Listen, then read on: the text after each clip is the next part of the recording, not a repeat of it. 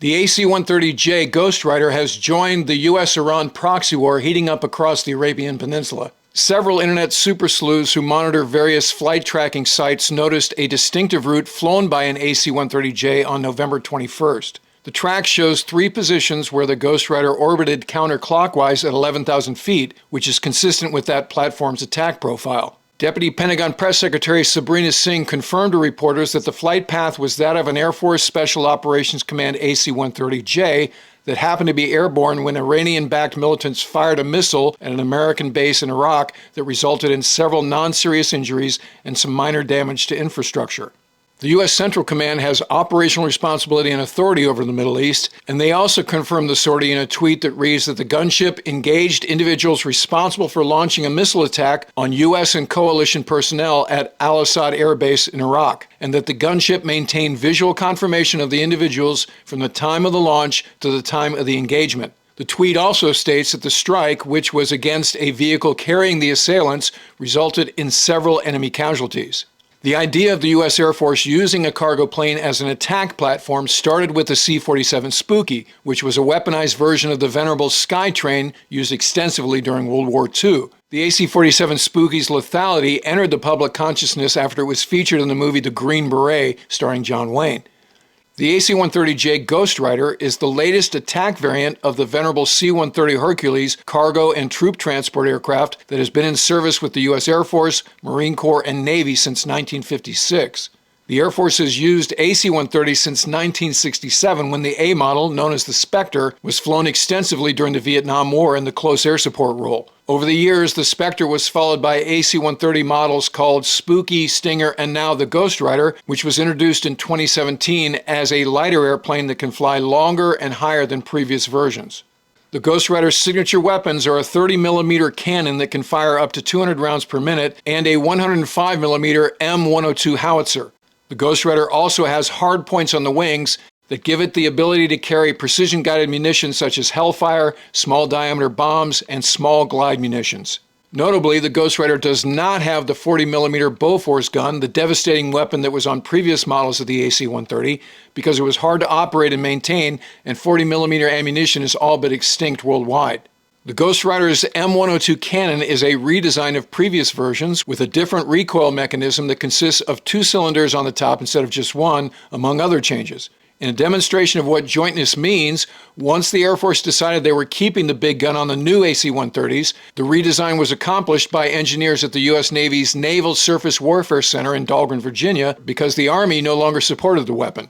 The airplane's crew consists of 2 pilots, 1 combat systems officer, 1 weapons systems operator, and 5 special mission aviators, 1 sensor operator, 1 loadmaster, and 3 gunners.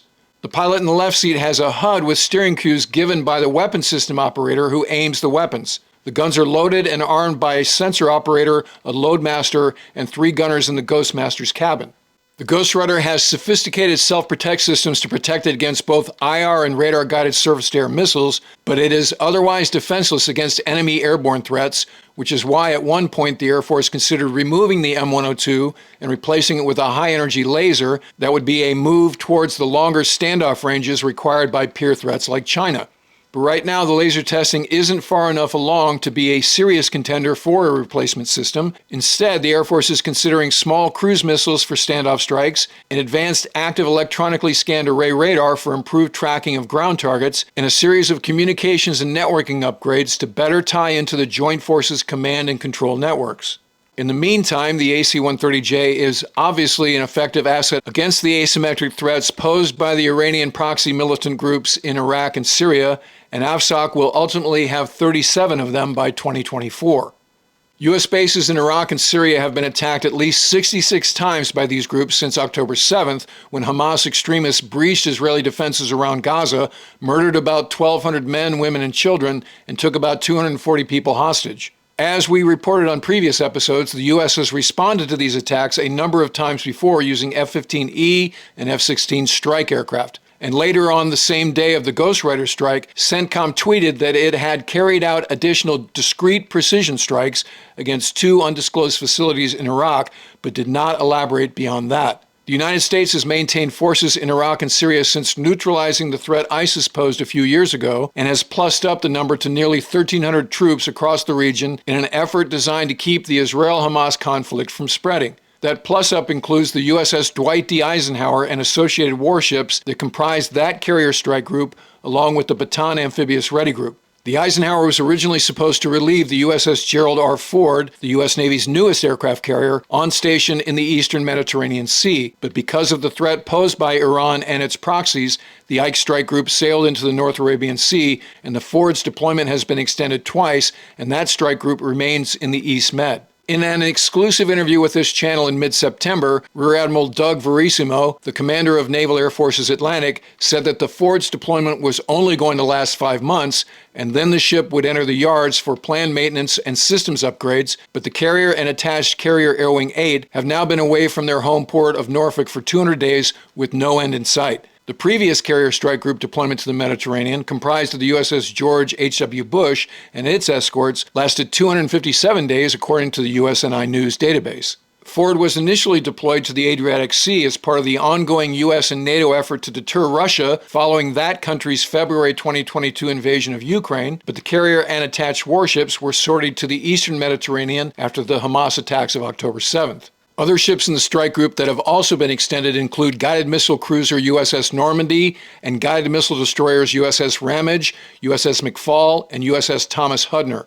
Although part of the Ford carrier strike group, Hudner is sailing in the Red Sea and not the Med. The Arleigh Burke-class guided missile destroyer recently shot down multiple one-way attack drones launched from Houthi-controlled areas in Yemen, U.S. Central Command announced via tweet on November 22nd.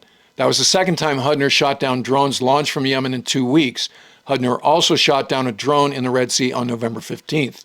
As a side note, the Hudner is named for Medal of Honor recipient Thomas Hudner, who intentionally crashed his airplane in an attempt to assist his downed wingman during the Korean War. The Houthis are another Iranian proxy threat on the Arabian Peninsula. They have been warring with the Saudis in recent years and have also launched unsuccessful cruise missile attacks against U.S. Navy warships sailing in international waters around the Gulf of Aden, including one November 26th against the guided missile destroyer USS Mason, which is attached to the Eisenhower carrier strike group. The Mason was targeted after it detained 5 militants that had boarded and attempted to seize the MV Central Park, a Liberian-flagged tanker owned by an Israeli company. The Houthis' missiles fell about 10 miles short of the American destroyer.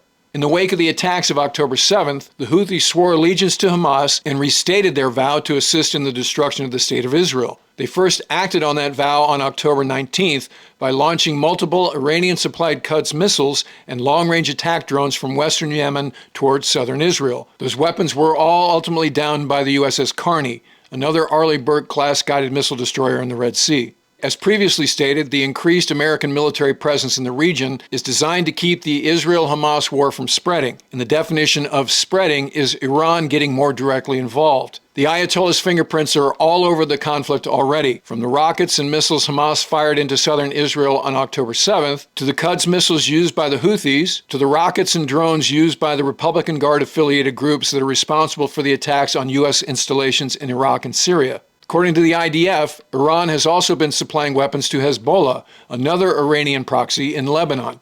Israel has been fighting that Islamic terrorist group along their northern front of the current war. The Israeli Air Force, along with the U.S. Air Force, used strike aircraft, including F-35s, and attack drones to hit convoys that had originated in Iran, and even an airfield in Syria used by Iranian transports attempting to get long-range missiles to Hezbollah, whose warfighting capability has been impaired by IDF counterattacks. IDF sources also claim that Israeli intelligence uncovered Iranian missile stockpiles in tractor-trailers disguised as UN humanitarian assistance vehicles. Meanwhile, fighting between Israel and Hamas is currently on hold as a ceasefire between them enters its last day. Over the last 4 days, 50 women and children have been released from Gaza, and 150 Palestinian prisoners have been released from Israel. Among those released was a 4-year-old American girl named Abigail Eden, whose parents were murdered by Hamas during the October 7th attack. The Israelis have indicated they are willing to pause their campaign to eliminate Hamas in Gaza an additional day beyond the agreed-upon 4 days for every additional 10 hostages released, but there's currently no indication that offer will result in an extension of the ceasefire beyond November 27th. The deal has been fragile and was delayed before each release, mostly because there are no direct communications between the hostages' countries of origin and the military wing of Hamas that is holding them. The Qataris have acted as intermediaries between all parties, which include Hamas leadership not in Gaza, the Israelis, and the White House. The Israelis have been very clear that the existence of the ceasefire does not mean an end to their stated goal of eradicating Hamas. But the Netanyahu government is having to balance their collective sense of guilt around the intelligence and defense failures of October 7th that created the hostage situation with their desire not to reverse the IDF's tactical gains in Gaza. Before the ceasefire began, the IDF claimed to be meeting its campaign objectives and went to great lengths to prove to the world that Hamas had built a lot of their command structure under hospitals and other civilian buildings, and therefore their strikes on and around those facilities were justified. Along those lines, on November 22nd, the IDF arrested hospital director Mohammed Abu Salmiya because they claimed to have evidence showing that Shifa Hospital, under his direct management, served as a Hamas command and control center. During the ceasefire, the IDF has also given specific guidance to refugees, mostly out of concern there could be militants among them. The instructions included that the refugees should continue to flow to the south and not move to the north of the Gaza Strip, and that they should stay outside of at least 1 kilometer from the Israeli border. More on this volatile situation as the information becomes available, so if you're not already a subscriber, become one so you don't miss anything. And if you'd like to help support the channel, please consider using the super thanks, the heart icon below, or become a patron at patreon.com/WardCarroll. In the meantime, I look forward to talking to you again very soon.